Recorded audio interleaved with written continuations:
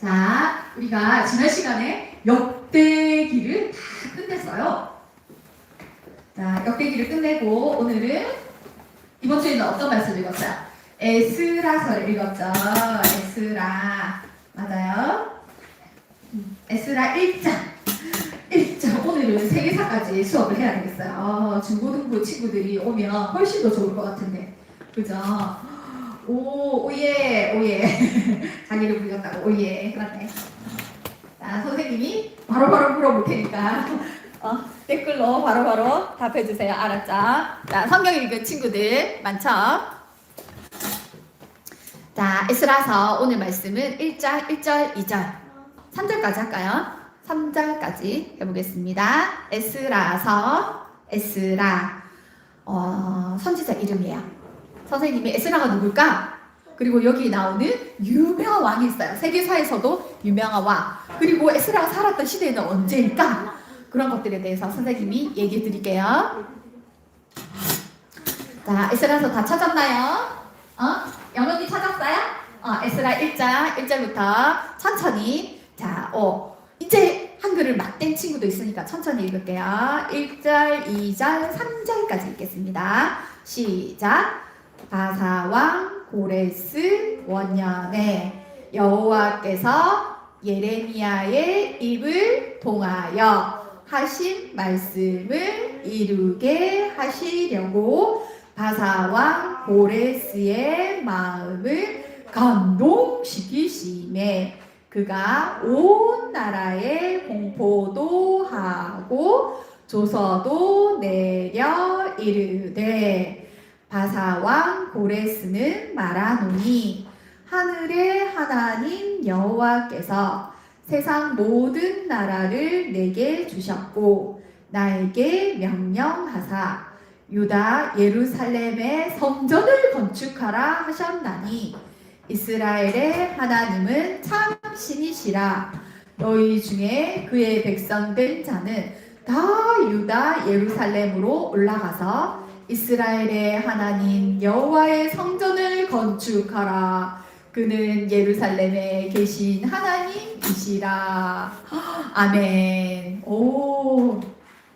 조금 길었지만 여기에 아주 많은 이야기들이 담겨 있어요. 자, 우리가 지난주에 했던 역대하 바로 앞장에 딱 보세요. 맨 마지막에 어떻게 끝나냐면 역대하에 보면 바사의 고레스 왕 원년에 하나님께서 감동시키시며 이 말이 똑같이 나와요. 그래서 고레스가 하나님의 감동을 받아서 하나님 예루살렘에 성전을 건축하라 해서 이렇게 다 같이 건축하러 왔습니다 라고 하는 말씀이 여기에 있는데 이어지는 거죠. 그죠? 자, 역대기와 에스라서는 언제 지어졌을까요? 어느 시대 때? 바로 페르시아 시대 때 이루어졌어요. 자, 그래서 이스라엘이 이제 멸망을 하게 돼요. 어떻게 멸망하죠? 위에는 아수르 왕, 밑에는 남유다는 바벨론에 의해서 왕도 잡혀가고 많은 사람들이 잡혀갑니다. 한 400만, 500만 명이 그때는 이렇게 전쟁에서 치면 사람도, 물품도, 재물도, 재산도 다 뺏어가는 그런 정책이었어요. 그래서 이스라엘이 멸망하게 됩니다. BC 586년에 586 이렇게 외우세요. 586년에 예수님 오기 전 586년에 멸망하게 되거든요. 그래서 그때 바벨론이라는 나라가 멸망을 하는데 이 바벨론이라는 나라가 또 어느 나라에 먹히냐면 세계 역사에 보면 페르시아 제국이라고 굉장히 큰 제국이 있습니다. 세계사에도 나와요. 선생님이 고등학교 세계사 책에 보니까 나오는 거예요. 자, 그래서 페르시아 제국 이 또 바벨론을 멸망시킵니다. 이 페르시아 제국은 대제국이었어요. 어마어마하게 큰 제국이었어요. 그래서 200년간 페르시아라는 나라가 이 모든 이집트, 이스라엘, 그리고 이란, 이라크 지금의 페르시아 제국은 지금의 이란입니다. 이란. 알겠죠? 그래서 지금도 이란은 왕 제도가 있죠. 페르시아 거대한 왕이 속국으로 여러 나라들을 정복하고 그리고 나누는데 그 전에 바벨론이라는 나라는 그 작은 나라를 정복했잖아요. 전쟁에 가서 정복하면 다 사람도 뺏어오고 재물도 뺏어왔어요. 그리고 거기를 굉장히 못살게 황폐하게 만들었어요. 근데 페르시아 제국을 일으킨 여기 나오는 고레스 왕 있죠. 바사. 성경에는 바사라고 해야 돼. 바사, 페르시아. 같은 말이에요. 바사 왕이 페르시아라는 나라거든요. 그 왕은 이게 이 페르시아 제국을 통일한 왕이 고레스 왕인데, 선생님이 역사책에 보니까 키루스 왕이라고 돼 있어요. 발음이 다르고 이렇게 해서 그렇지 키루스, 고레스 똑같은 왕이에요. 이 왕은 어떤 정책을 폈냐면 너희 나라 속국들이 너무 이제 반란도 많이 일으키고 독립하겠다고 자꾸만 전쟁을 일으키고 이렇게 자기 이 연합국을 이제 힘들게 하니까 이 왕은 어떤 정책을 쳤냐면 조금 유한 부드러운 정책을 썼어요. 그래서 그 나라의 종교도 인정하고 그 나라의 사람들을 데려오지 않고 다시 돌아가서 너희의 신을 잘 믿어라. 그리고 우리나라의 왕과 왕자들을 위해서 너희 나라 신에게 잘 제사를 드려달라. 그리고 너희 나라 문화와 종교를 인정하겠다. 그렇게 아주 부드러운 정책을 쓴 왕이에요. 그래서 여러 나라 문화를 통합하게 되고 페르시아 제국 때는 굉장히 안정적이게 되죠. 그래서 200년이나 역사가 이루어지는 그런 나라가 됩니다. 선생님 말한 거 있죠. 자, 이 페르시아 제국에 유명한 왕이 있는데 이 왕들이 성경의 에스라에 3명의 왕이 나와요. 그래서 에스라, 느헤미야, 에스더 이 모든 성경이 다 페르시아 제국 때 쓰여진 배경으로 한 그런 선지서, 역사서예요. 성경이에요. 에스라, 느헤미야, 에스더. 알겠죠? 에스더는 페르시아의 왕비가 되는 이야기잖아요. 어느 왕이냐면 지금 여기에 없는데 아하수에로 왕이에요. 고레스, 다리오, 아하수에로 왕이 있고 크세르크세스 들어봤어요? 영화에도 나오는데 크세르크세스라고 하는 왕의 왕비로 에스라가 나오거든요. 그 다음에 마지막 아닥사스다 왕. 요렇게 뒤에 또 이제 왕들이 나와요.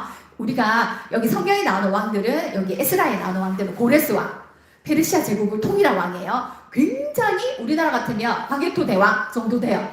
굉장히 땅을 넓히고 굉장히 이렇게 페르시아 제국을 처음 일으킨 왕이에요. 고레스 왕. 굉장히 중요한 왕이에요. 제일 처음 1장이 나왔잖아. 바사와 고레스 원년에 첫 번째 왕이 되고 첫 번째 한 일이 뭐냐면 각 나라 백성들에게 너희 땅으로 가서 해라. 그런데 이 모든 것들을 이 고레스 왕이 이렇게 할 수 있었던 것은 하나님께서 그 마음을 감동시켰다는 거죠. 자, 이스라엘은 70년간이나 포로 생활로 여기 바벨론, 아수르 그리고 여기 이 땅에 페르시아에 와 있어요. 포로로 많이 잡혀와 있어요. 그리고 지금 이스라엘은 어때요? 남은 자들도 있지만 가난한 사람, 쓸모없는 사람들 그리고 왕족이나 귀족들은 다 잡혀왔어요. 이곳에 와서 했어요. 이것을 예언한 선지자가 있어요. 누구냐면은 예레미야, 이사야가 벌써 예언을 하고 있습니다. 이사야, 예레미야에서 보면 너희는 바벨론에게 붙잡혀 갈 것이다. 그리고 70년 만에 돌아올 것이다. 이렇게 예언하고 있고요. 이사야는 이때로부터 200년, 300년 전에 선지자야. 근데 벌써 44장 28절에 보면 고레스라는 이름이 나와요. 벌써 옛날 고레스가 태어나기 전 200년 전 앞에 이사야가 뭐라고 예언했냐면 북이스라엘이 망할 때 고레스, 너희가 지금은 망하지만 고레스라는 왕이 나타나서 하나님께서 그 왕을 들어서 너희를 다시 이 땅으로 돌아올 것이라고 예언을 해놨거든요. 와, 대단하죠. 자, 여기 지도를 보세요. 보면 여기 이스라엘 있죠? 이스라엘이 있습니다. 그래서 저기 초록색 길을 따라서 쭉 올라가서 바벨론인, 자, 바사, 페르시아, 그리고 메데, 이 모든 나라를 페르시아에서 통일했어요. 아수르, 바벨론은 싹 다 저 리비아까지, 저기 그리스까지, 여기 전부 다가 바사의 나라예요. 페르시아의 나라죠. 이집트까지. 어마어마한 대제국. 이렇게 큰 대제국을 고레스가 통일을 했다는 거죠. 자, 그래서 여기 보면 고레스 실린더라고 대형 박물관이라는 영국의 박물관이 있어요. 그래서 여기에 보면 원통형에 뭐라고 적혀있냐면 나는 키루스다, 나는 고레스다, 나 왕 중의 왕, 위대한 왕을 너희의 전통과 종교를 존중하며, 그러면서 칙령을 내리는 거예요. 우리가 읽었던 2장 3장의 말씀 올라가서 그의 백성된 자는 다 예루살렘에 올라가서 이스라엘의 하나님 여호와의 성전을 건축하도록 하여라 라고 칙령을 내린다는 그 말이 여기 깨알같이 적혀 있는 거예요. 성경에만 적혀 있는 게 아니고 실제로 역사에 적혀 있답니다. 그게 바로 페르시아 고레스 칙령이라고 해요. 고레스, 여기 성경에 보면 하나님께서 이 모든 역사는 하나님께서 주관하세요. 이스라엘이 망한 것도 하나님께서 하나님의 명령대로 하나님 말씀대로 살지 않았기 때문에, 그래서 너희가 망할 것이다 라고 선지자를 통해서 예언했고요. 그리고 70년 만에 다시 돌아올 것이다. 이 땅은 70년 동안 안식년을 누릴 것이다. 그렇게 말씀하고 있고요. 70년 만에 고레스의 마음을 감동시키심에 예루살렘으로 올라가서 성전을 건축하라 라고 되어 있죠. 그리고 이 모든 것은 이 세계사를 주관하시는 고레스를 세우시고 기름 부으시고 그리고 다시 예루살렘으로 올라가게 하시는 분은 하나님이라는 거. 하나님께서 그 이방의 왕조차도 마음을 감동시키시니까 어때요? 예루살렘 성전을 다시 내 예언을, 내 말씀을 성취하겠다라고 말씀하시는 거예요. 예루살렘을 회복하겠다. 그렇게 예언의 말씀을 성취하기 위해서 하나님께서는 페르시아라는 그 대제국의 왕을 통해서 이런 칙령을 내시는 거죠. 자, 그래서 다시 포로로 돌아갔던 이 예루살렘 백성들이 다시 70년 만에 돌아오게 되는 거예요. 그 말씀을 하고 있죠. 에스라의 전체 말씀을 보면 1장에서 6장까지와 7장에서 10장까지, 우리 10장까지 읽었죠. 그 두 말씀이 크게 나눠져 있어요. 1장에서 6장까지는요, 이제 돌아와서 누가 돌아왔나 있죠. 명단이 나오고요. 그래서 뭘 했나? 하나님의 성전을 지었다 라고 되어 있고요. 또 방해도 있어요. 그 지역에 살던 사람이 우리도 같이 짓자 그랬는데 그때 돌아온 스룹바벨과 유다 총독과 백성들은 아니다. 너희는 이미 이방신을 섬기고 이 땅에서 하나님을 섬기지 않는 사람들과는 같이 짓지 않겠다. 자, 그래서 그때 같이 짓자로 했는데 거부당하니까 이 사람들이 계속적으로 방해를 해요. 나중에 느헤미야까지 시대까지 계속적으로 성벽 지을 때까지 방해를 합니다. 그렇지만 또 하나님께서는 학개 스가랴 선지자를 통해서 또 그 성전을 완공시키십니다. 그 내용이 6장에 나오고 성전을 완공하고 유월절을 지키고 하나님 앞에 감사를 드리는 것까지 6절까지 나오고요. 그때까지 에스라가 안 나와요. 7장부터 에스라가 나옵니다. 두 번째 귀환을 하죠. 이 귀환은 1차, 2차, 3차 귀환이 있어요. 자, 1차 귀환은 고레스 왕 때, 페르시아 1대 왕 때, 고레스 왕 때 수르바벨과 4만여 명의 이스라엘 사람들이 자 이제 가자. 근데 거기서 벌써 정착을 했어요. 70년 만이면 다 아들도 딸도 낳고 결혼도 하고 거기서 직업을 가지고 또 어느 정도 페르시아의 높은 자리까지 올라간 사람도 있대요. 근데 이제 하나님께서 이제 스룹바벨과 이제 여러 제사장들과 많은 사람들을 다시 황폐한 땅, 아무것도 없는 땅 이스라엘로 다시 돌아가라. 이렇게 했을 때 과연 우리 같으면 그렇게 쉽게 떠날 수 있을까요? 여기서 다 정착했는데 그것도 아주 부강한 나라에서, 이스라엘보다 훨씬 더 잘 사는 나라에서 나는 직업도 좋아, 그리고 여기서 인정도 받아, 그리고 돈도 모았어, 좋은 집에 살아. 근데 하나님께서 이제 예언의 말씀을 성취하기 위해서 이제 너희 땅에 다시 돌아가라, 거기서 하나님 성전을 지어라, 거기 살아라, 이렇게 말씀하셨다면 과연 여기 있는 걸 다 버리고 이삿짐을 꾸려서 다시 돌아갈 수 있을까? 아까 지도에서 봤듯이 그 땅으로 돌아가는 게 쉽지는 않아요. 굉장히 먼 거예요. 지금처럼 뭐 자동차가 있는 것도 아니고 기차가 있는 것도 아니에요. 그래서 다시 돌아가려면 다시 짐을 꾸려서 이렇게 먼 길을, 바벨론 저기 밑에 있죠? 저렇게 먼 길을 따라서 이스라엘로 간다는 것은 걸어서 하루 종일 걸어서 4개월 걸리는 땅이에요. 그리고 중간에는 우리처럼 뭐 폴리스, 군대가 지켜주지 않아요. 언제 어느 때 우리의 많은 재물들을, 어린아이들을 약탈해갈지 몰라요. 도둑들이 지켰다가 뺏어갈지 몰라요. 그러한 위험한 길을 4개월 동안 걸어가야 되는데 우리 모든 걸 다 챙겨서 걸어가는데 시켰어요, 안 시켰어요? 영어만 쉽지 않겠죠? 그죠? 근데 4만 명이나 되는 사람들이 모여서 우리가 이제 떠나겠습니다 라고 결단을 하고 떠나는 거예요. 자, 그래서 1차로 떠났고요. 앞에 떠났고요. 그리고 하나님의 말씀대로 성전을 지어요. 쉽지 않지만. 그리고 2차로 에스라가 아닥사스다 왕 때 이제 그 뒤에 고레스 칙령도 있었어요. 고레스, 그 다음 다리오 있었고요. 그 다음에 아닥사스다 왕 때 다시 2차로 1,500명을 모았어요.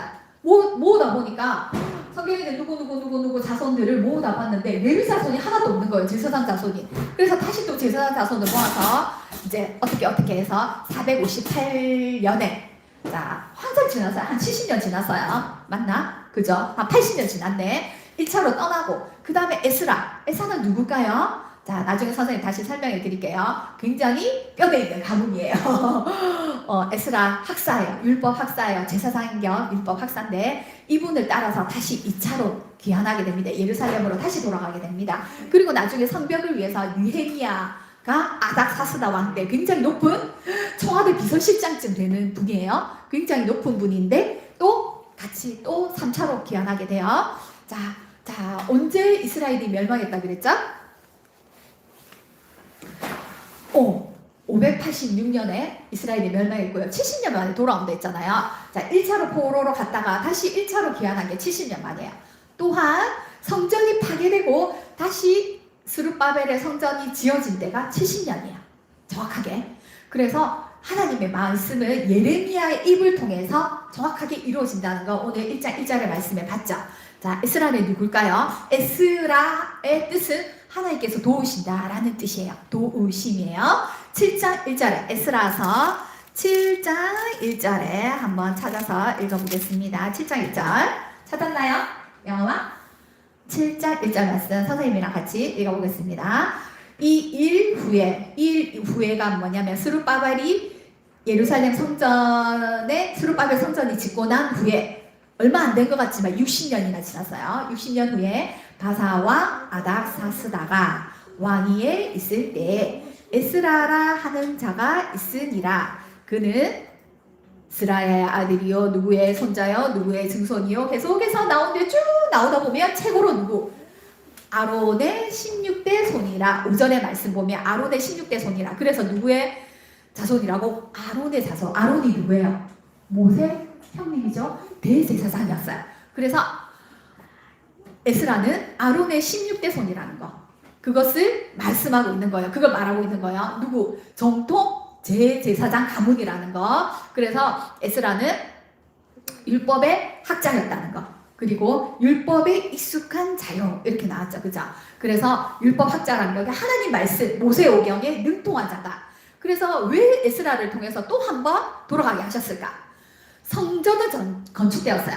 하나님의 성전은 건축되었지만 그곳에서 신앙의 공동체를 이룰 하나님의 말씀을 가르치는 그런 사람이 없었던 거죠. 그래서 에스라를 통해서 이제는 하나님의 말씀으로 신앙을 회복하라. 신앙을 재건하라는 그 말씀을 주신 거예요. 그래서 율법 학사 에스라를 통해서 이제 나왔던 거예요. 다시 한 번 더 이제 페르시아에서 나왔던 거죠. 하나님의 도우심을 입은 자 왕에게. 그래서 굉장히 왕이 또 신뢰할 만한 사람이었어요. 그래서 7장 9절에 보면 하나님의 선한 도우심을 입은 에스라는 그 다섯째 달 초하루에 예루살렘에 이르니라 이렇게 돼 있어요. 에스라는 어떤 사람이냐면 10절에 보면 여호와의 율법을 연구하고 준행하며 율례와 규례를 이스라엘에게 가르치기로 결심하였더라. 이런 마음을 누가 주셨을까요? 누가 주셨을까요, 엄마?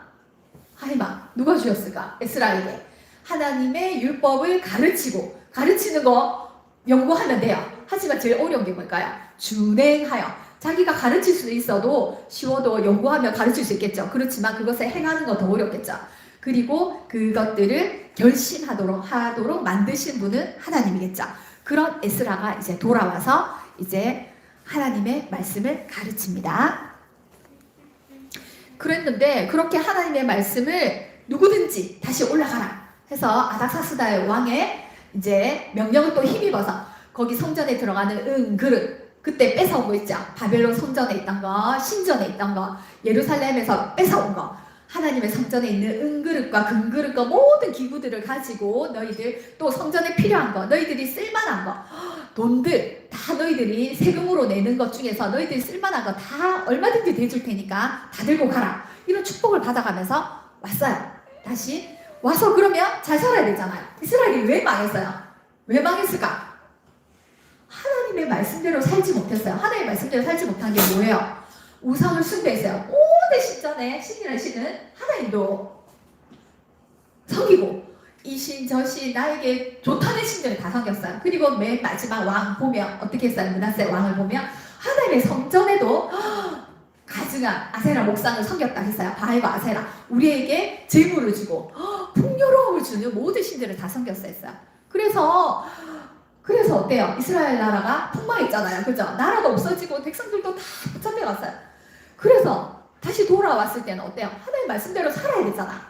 근데 다시 또 이방 신들을 섬기는 가증한 일을 했다고 말씀하고 있어요. 어떻게 하냐? 이제는 어떻게 나라가 없어졌다가 지금도 성전은 세워졌지만 너희가 거기서 제사를 드릴 수 있지만 나라가 세워진 건 아니에요. 다 페르시아의 속국이에요. 그냥 식민지예요. 식민지. 계속해서 그 식민 지배를 받고 있는 중이에요. 그냥 너희들의 신전만 세워서 여기서 예배를 드릴 수 있도록만 한 거예요. 근데 여기서 어떤 일을 벌였냐면 통혼하다라고 되어 있어요. 저기 10장에 보세요.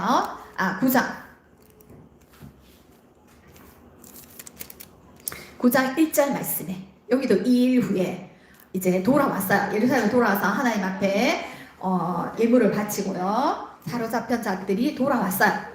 그래서 예배를 드렸어요. 성전을 도우는 일을 했어요. 제사장들도 데리고 와서.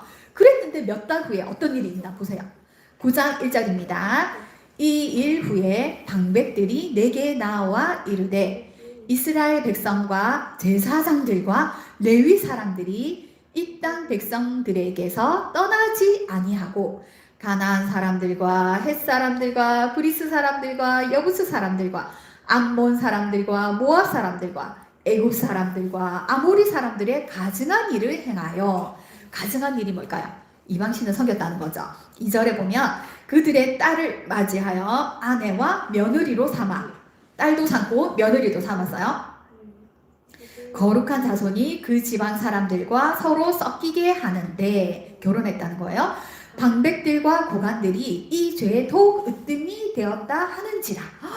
제사장 가문들도 하나님을 잘 섬긴다는 그런 아론의 가문들도 굉장히 하나님 말씀을 잘 안다는 가문들도 어떻게 모세 시대부터 어떻게 가나안 땅에 들어갈 때부터 하나님께서 말씀하시죠. 그 땅이 백성들이 섬기는 그 신들을 섬기지 말고 그 땅의 여자들과 서로 통혼하지 말라, 결혼하지 말라. 그러면 그 신들을 섬기는 그 여자들이 와서 어떻게 너희의 아들들을 미혹하여서 이방신을 섬기게 할 것이다 라고 굉장히 엄하게 하나님께서 말씀하셨어요. 이것은 외국 사람과 결혼하지 말라 이 말이 아니에요. 그러면 국제 결혼하지 마요? 외국 사람과 결혼하지 마라 이런 뜻인가요? 아니에요. 모세도 이방 여자와 결혼했고요. 또 룻도 이방 여자예요. 무엇을 하지 마라고 하냐면 이방 여자들이 들고 오는 그 신, 가증한 신, 특히 가나안에서 섬기고 있던 그 신을 섬기지 말라는 거였어요. 그래서 이방 여인을 아내로 맞지 마라. 그 여인들이 섬기는 신을 같이 섬기지 말라는 거예요. 그래서 서로 통혼하지 말라 했는데 벌써 이스라엘 포로로 잡혀갔던 사람들조차 이 땅에 오자마자 그 땅의 여자들이 너무 아름다운 거야. 그리고 섬기는 신이 너무 멋진 거야. 벌써 결혼해서 아이를 낳아버렸네? 큰일 났네? 그리고 말라기서의 말씀에 보면 자기의 조강지처 어린 아내 이 이방 여자와 결혼하기 위해서 자기 아내를 버리고 이방 여자와 결혼하는 그런 사람도 있었다는 거죠. 말라기서에 보면 이혼하지 말라고 했는데 거기서 보면 왜 이혼하지 말라고 했냐면 원래 이스라엘 백성들이 자기 가문에 있던 유대인 여자들 버리고까지 이방 여자랑 결혼을 한 거지. 이혼하고. 그것을 하나님께서 가증한 일이라고 말씀하고 계신 거예요. 이 말을 듣고 에스라가 어떻게 했나? 성경 말씀에 보세요. 9장 3절입니다. 3절에 보면 내가 이 일을 듣고 어떻게 했는지 보세요. 에스라가 속옷도 찢었어요. 겉옷을 찢고 머리털도 수염도 뜯으며 자기 머리털하고 수염도 다 뜯었어요. 기가 막혀 있으니 기가 막혀서 어떻게 이런 일이 있을 수 있지? 그래서 기가 막혀 있으니 이에 4절에 보세요. 이스라엘의 하나님의 말씀으로 말미암아 떠는 자가 사로잡혔던 이 사람들이 죄 때문에 다 내게로 모여오더라. 내가 저녁 제사 드릴 때까지 기가 막혀 앉았더니 에스라가 이 말을 듣고 에스라는 이 죄를 짓지 않았어요. 자기가 죄를 짓지 않았지만 하나님 앞에 너무너무 기가 막혀서 눈물의 회개 기도를 하는 거예요.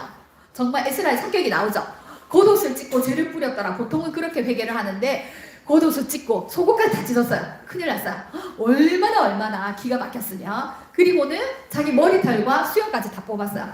하나님 앞에 정말로 어떻게 이런 일이 있을 수 있겠습니까? 라면서 저녁 때 하루 종일 앉아 있었던 거예요.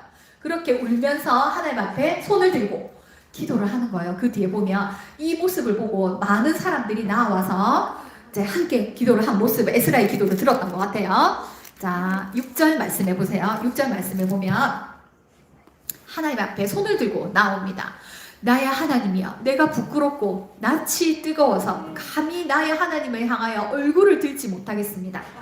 에스라가 정말 이 백성의 죄를 통해서 하나님 앞에 나오는데 내가 하나님 너무 부끄러워서, 낯이 뜨겁고 부끄러워서 얼굴 들고 나오지 못하겠습니다. 너무 죄가 심해서.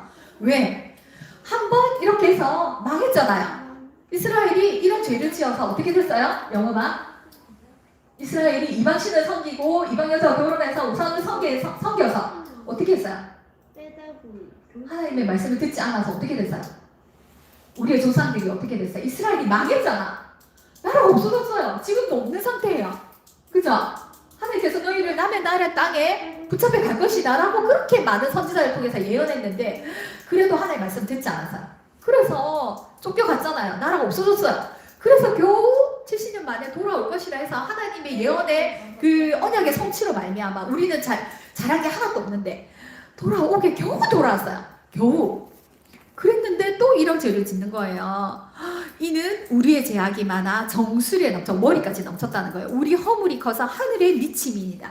너무너무 죄가 커서 우리 조상들의 때로부터 오늘까지 말씀하고 있네요. 에스라가 우리의 죄가 너무 심하네. 우리의 죄악으로 말미암아 우리 죄 때문에 우리와 우리 왕들과 우리 제사장들을 여러 나라 왕들의 손에 넘기사 칼에 죽고 사로잡히고 노략을 당하고 얼굴을 부끄럽게 하심이 오늘날과 같습니다. 지금 오늘 이렇게 되었지 않습니까? 우리 조상들이 이런 죄를 지어서 우리가 나라가 뺏기고 백성들은 다 잡혀가고 포로가 되고 노예가 되고 이 땅은 황폐하게 되지 않았습니까? 겨우 은혜를 베푸사 8절에 보면 우리를 거룩한 초세에 이렇게 돌아오게 조금 소생하게 하셔서 돌아오게 하셨습니다. 우리가 비록 노예가 되었지만 종살이하는 곳에서 버려두지 않고 불쌍히 여겨서 하나님께서 이곳에 성전을 세우게 하시지 않았습니까? 하면서 9절, 10절에 계속 나옵니다. 10절에 보세요. 우리 하나님이여 이렇게 하신 후에도 우리가 주의 계명을 저버렸사니 우리가 이렇게 했는데 겨우 몇 명이 돌아왔는데 근데 우리는 또 하나님의 말씀을 저버려서 이제 무슨 말씀을 하겠습니까? 이제 어떻게 용서를 해달라고 하겠습니까? 에스라가 보면 용서를 해달라고 말을 못해요. 왜? 너무 하나님께서 싫어하는 죄를 지었다는 거죠. 그래서 이 악한 13절에 보면 우리의 악한 행실과 큰 죄로 말미암아 이 모든 일을 당하였으니 우리는 큰 벌을 받아도 마땅합니다. 하나님이 진노하셔도 우리는 피할 자가 없습니다. 어떻게 이렇게 가증한 일을 했겠습니까? 감히 서지를 못하겠습니다. 하면서 14절까지 에스라의 그 눈물의 기도가 나옵니다. 어떻게 하겠어요? 어떻게 해야 될까요? 이 백성들이 하나님 앞에 눈물을 흘리고 기도를 합니다. 용서해달라고 하면 에스라가 어떻게 할까요? 하나님은 어떻게 해야 될까요? 그냥 바로 다 죽여야 돼요? 그 사람을 내쫓아야 돼요? 하나님께서 어떻게 해야 될까요?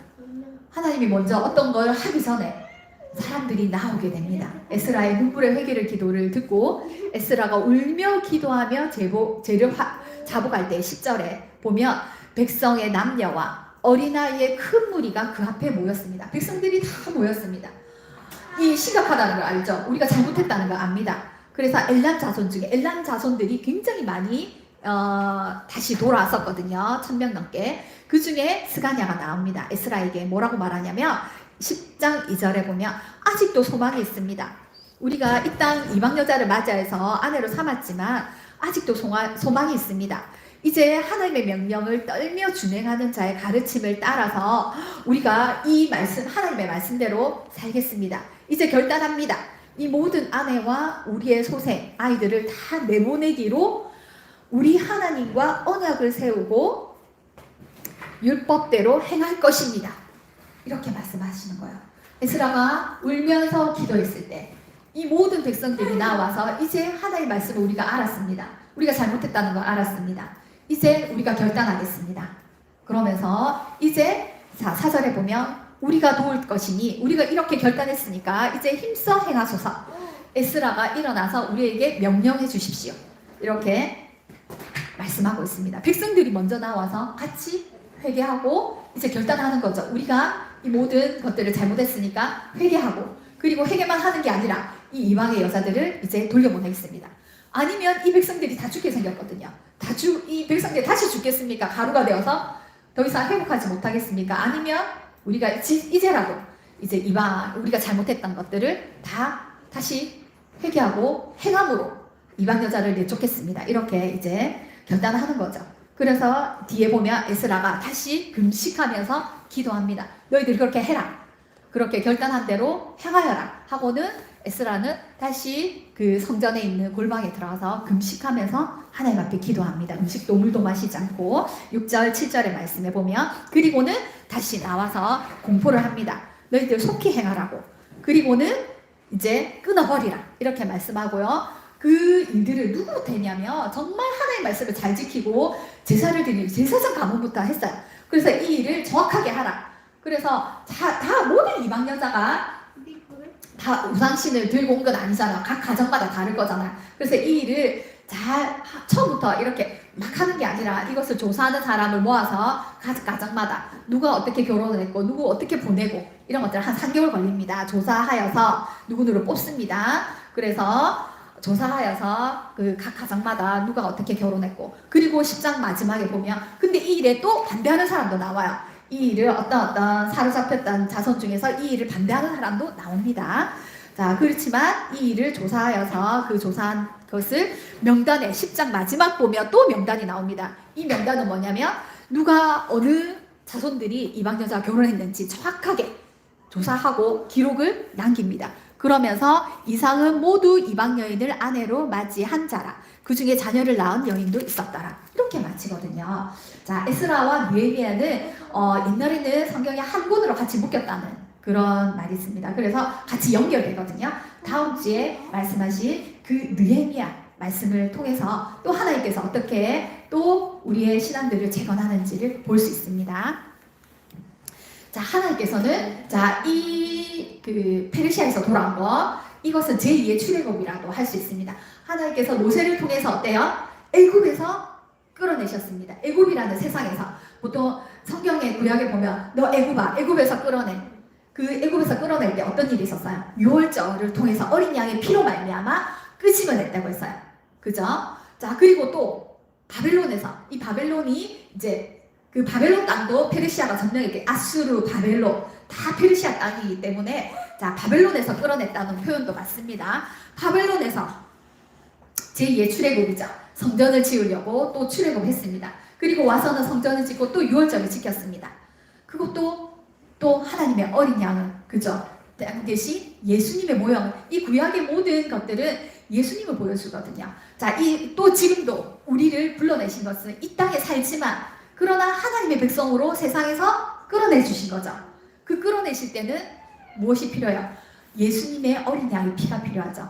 그 끌어내기 위해서 하나님은 예수님을 보냈습니다. 그 예수님 믿는 자들은 하나님의 말씀대로 우리는 이 땅의 성전을 쌓지 않죠. 그죠? 그것은 그 출애굽해서 모세가 지은 솔로몬이 지은 성전, 그리고 다시 바벨론 해서 또 스룹바벨이 지은 제2의 성전은 예수 그리스도 대신 그 자신의 십자가를 주셔서 주신 그 예수님의 피, 예수님의 성전, 그리고 그 피로 사신 우리를 말씀하시는 거죠.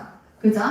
그래서 예수님을 통해서 우리의 처소되게 하시고, 그리고 처소 삼으시고, 우리를 세상에 끌어내셔서 그 예수님의 피를 통해서 깨끗하다 하시고, 그리고 우리 안에 들어오셔서 너는 이제 하나님의 깨끗한 거룩한 처소가 되게 하시고, 그리고 우리의 몸으로 만들어주셔서 하늘의 성전이고 우리의 몸을 만들어주셔서 우리의 머리는 예수 그리스도다. 그래서 서로 연합되었다. 그래서 이 땅에 보이는 교회가 아닌, 보이는 하나님의 성전이 아닌, 그것은 그림자겠죠. 우리는 그림자를 더 이상 이제 붙들지 않습니다. 하나님은 우리를 통해서 하나님 성전을 지어가신다는 것을 말씀하고 있는 거예요. 자, 신약을 통해서 그 말씀을 보여주고 계신 거죠. 그죠? 자, 이런 에스라의 말씀을 통해서 우리가 배울 수 있는 것은요, 하나님께서는 계속해서 그 예수님을 통해서 그 다시 돌아온 그 사로잡힌 자, 남은 자, 그 사람들은 하나님의 말씀이 성취된다는 걸 보고 있는 거예요. 제1의 성전, 우리를 끄집어내어서 모세에서 애굽에서 끄집어낸 그 하나님, 그리고 바벨론에서 그 페르시아 고레스 칙령을 통해서 세상의 왕을 통해서 끄집어내신 하나님, 그 하나님께서 또 뭐라고 말씀하셨어요? 언약이 성취될 것이다. 어떤 언약? 또 메시아를 통해서 우리 다시 한 번 더 끄집어내실 것이다. 그래서 이 남은 이스라엘 백성들은 하나님의 성전에서 누구를 기다렸냐면 메시아를 기다린 거예요. 우리를 다시 회복시키실, 영원히 회복시키실 그 메시아를 기다린 거예요. 그런데 그 메시아는 어때요? 어떻게 오셨어요? 한 작은 어떤 영광으로도 오시지 않았죠. 말 위에 오셨어요. 그리고 아주 영화롭게 오시지 않았어요. 아주 작은 자의 모습으로 왔죠. 그래서 신약에 보면 이스라엘 백성들이 네가 메시아냐? 내가 그렇다. 그랬던데 너는 어떤 영광도 우리에게 주지 않잖아. 그때 예수님 오실 시대는 이제 벌써 페르시아가 망하고요. 알렉산더에 의해서 망합니다. 로마에 의해서 다시 지어진 식민지 시대. 아직도 이스라엘은 식민지에 있었던 거야. 그래서 이스라엘 백성들은 그 남은 자, 어떤 메시아를 구했냐면 다윗과 같은, 솔로몬과 같은 크고 영화롭게 다시 하나님의 성전을 지어서 이스라엘 백성들을 그 구원해내실 그 메시아를 원했던 거예요. 근데 하나님께서 어떤 메시아를 주셨어요? 우리의 그 말씀을 성취하실, 율법을 완성시키신 그 메시아를 주신 거죠. 십자가에서 우리 죄를 위해서 죽으신 그 메시아를 주신 거예요. 근데 사람들은 알아보지 못했어요. 그래서 어떻게 했어요? 예수님을 죽였잖아요. 그죠?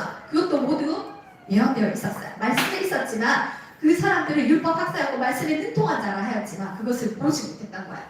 누구만 볼 수 있었어요? 약한 자, 죄인들, 그죠?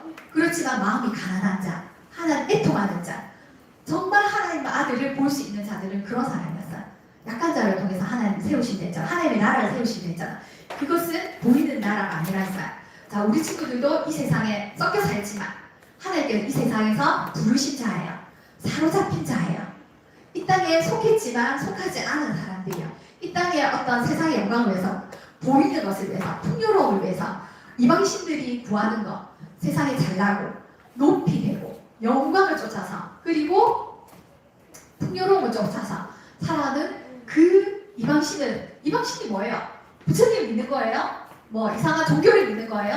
아니에요. 하나님 믿는다고 해서 이 세상에 영화로움을 쫓는 거, 예수님이 아닌 더 다른 것을 가치 있게 여기는 거, 소중하게 여기는 거, 의지하는 거를 말하는 거, 이방신은. 그래서 나는 하나님 외에, 그 예수님 외에 더 가치 있게 생각하는 게 뭔가?